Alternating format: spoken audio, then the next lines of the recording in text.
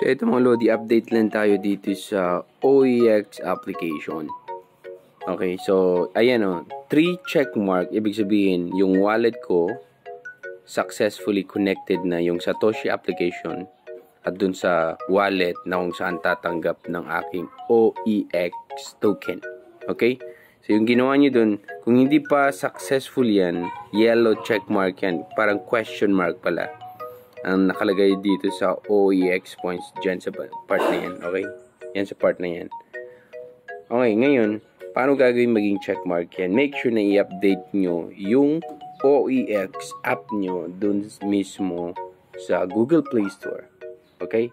Make sure na i-update nyo yan para magpakita or para connected na.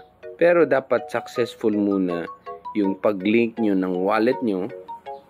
Okay, ng wallet nyo dun sa Satoshi application. Satoshi application na. Dapat successful muna yun bago nyo gawin to. Okay, so ayan na siya. Green check mark. At pag itap nyo yung green, ang magpapakita, congratulations, your address has been successfully bound.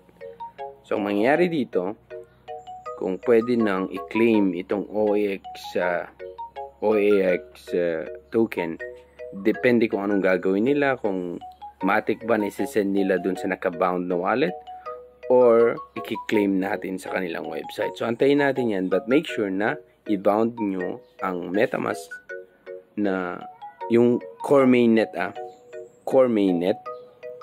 Okay? I-bound nyo para siguradong makuha nyo. Pero tapos na ata to, nag-extend ata sila, not sure lang kung kailan. Pero pag hindi nyo pa nagawa yan, i-connect nyo na, i-bound nyo na yung wallet nyo. At make sure i-update nyo yung OEX app nyo para maging green check mark lahat yan. Okay? So yan ang update natin sa OEX application mga Lodi.